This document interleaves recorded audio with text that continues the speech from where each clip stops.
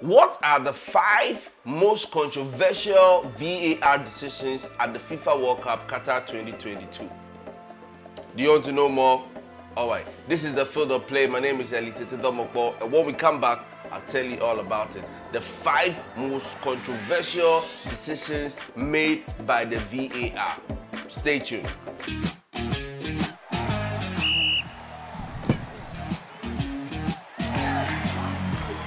Hello people, welcome back. Now, before we get into the 5 most controversial decisions made by the VAR, we need to understand a little bit about the VAR, what it stands for and what it means. Now, VAR is Video Assisted Referee. Now, this is a match official in association football who reviews decisions made by the referee. Now, there is also an AVAR, which is Assisted Video Assisted Referee. Now, the AVAR is a former or current referee who assists the VAR in the video production room. The responsibilities of the AVAR are as follows: is to watch the live action on the field whilst the VAR undertakes or makes a review.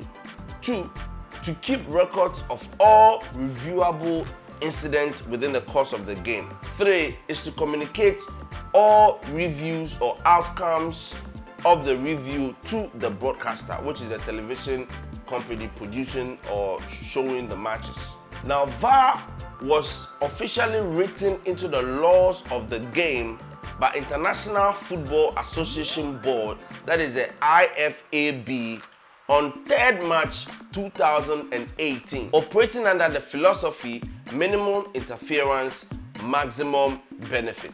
Now, what's the purpose of the VAR? Now, the purpose of the VAR seeks to provide a clear way to rectify or correct errors or missed incidents within the course of the game. So anything that happens within the course of the game that the referee does not see well, it gives them an opportunity to go back, look at the footage, and to be able to make an informed decision or have a different perspective of the incident to be able to correct it, right? So that's the purpose of the VAR, which is popularly known as the VAR.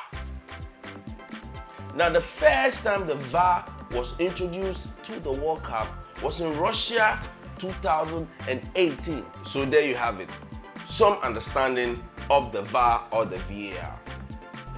Now, to the main reason why we are here today.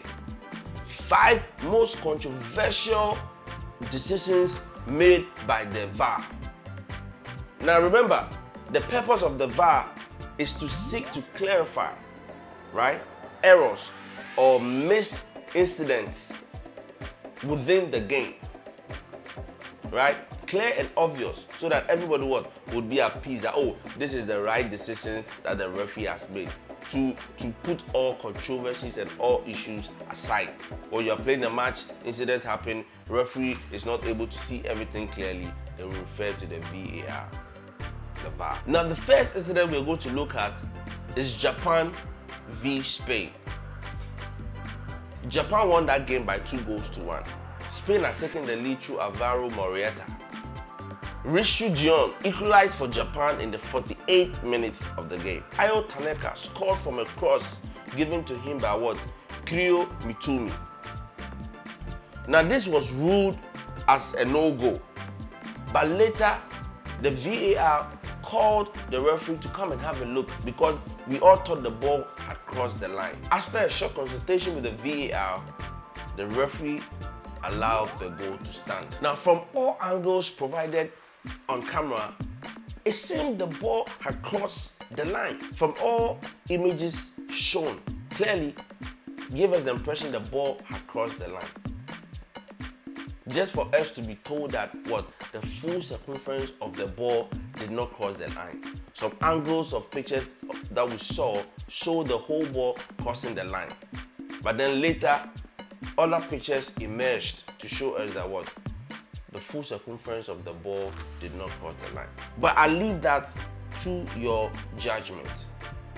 Did the ball cross the line or it didn't? Give me your comments below. Let me know what you think, if it did or it did not. The next incident is the Belgium-Croatia penalty, which was cancelled because of what? An earlier offside decision. Now, Yari Carrasco fouled Andrej Kramaric within the penalty box, and the penalty was awarded. But the VAR spotted an offside incident in the build-up to the penalty. So they called on referee Anthony Taylor to come and review the decision. FIFA's technology showed that Dejan Lovren was marginally ahead of Jan Vertonghen as he made a run into the box ahead of the penalty being awarded. Though Lovren never touched the ball, he challenged Vertonghen in the air before the ball dropped to Carrasco to score. Hence, this was adjudged by Taylor as interference. Now, the offside was as close as it comes, very tight. In local competition like the English Premier League, whereby the decisions are very close, advantage is given to the attacker. But in this case, it wasn't given. So let me know what you think about this particular incident. Was it an offside?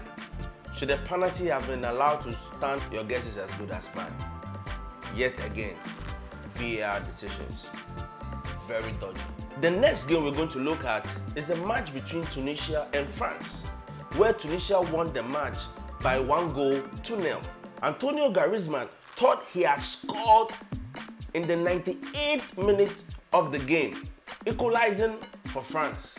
But after check, the VAR rejected Griezmann's goal. Now, these are their decisions or reasons. When Tchouaméni played the ball into the 18-yard of the penalty, his teammate Antonio Griezmann stood yards offside but made no attempts towards the ball. Tunisia's defender Matassi Talba made an attempt to head the ball, but the ball dropped for Griezmann, who eventually slotted the ball into the pole. If officials believe Taiba deliberately made a play, then the face will be reset and Griezmann would be onside and the goal would be allowed. If officials believe Taiba did not deliberately make a play towards the ball, then the face will be reset and Griezmann would be considered as being offside. Now, the definition of deliberate play is subjective, meaning the player has to be in full control of whatever they are doing. They can't be seen to be stretching or reaching, and whether they are being challenged is also taken into account. So here, tell me, was he reaching? Was he in control? Another case, VAR. The decision is up to you. Now, our next game is the game between Poland and Argentina, where Argentina won by 2-0.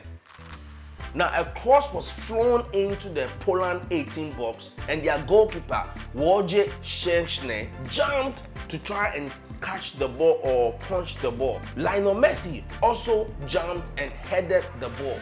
Bear in mind, Messi had already headed the ball, and Wojciech's hand went and hit Messi's face. So that means what? The Wojciech did not interfere with whatever play Messi had done at the point of the time, because he's already headed the ball. But this was given as a penalty. Now, the issue is, even though Wojciech had hit Messi's face, it was a very soft touch.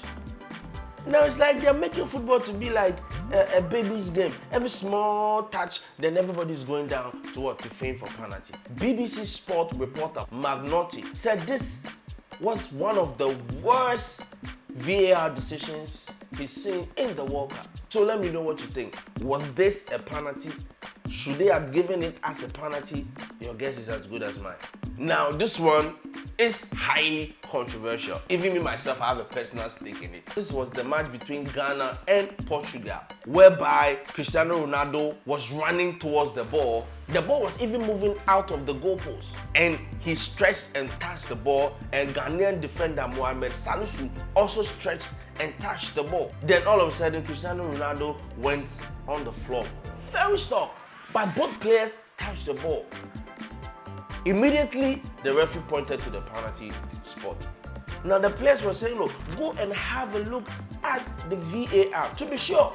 But in this case, the referee did not even bother to call for the VAR footage to go and check. And in my opinion, the referee did not have the clear line of sight. So tell me, what is going on in here? You set up multi-million-dollar VAR system, and yet you do not want to use it. Is it because it was Cristiano Ronaldo? Now, this penalty gave Cristiano Ronaldo another title, being the first player to score in 5 World Cups. And guess what? That was the only goal he scored in the entire competition. It's up to you.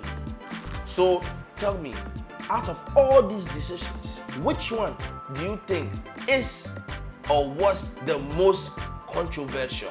Give me a comment below and I'll respond to it. Please kindly subscribe to all our social media platforms at Field of Play GH and YouTube Field of Play GH.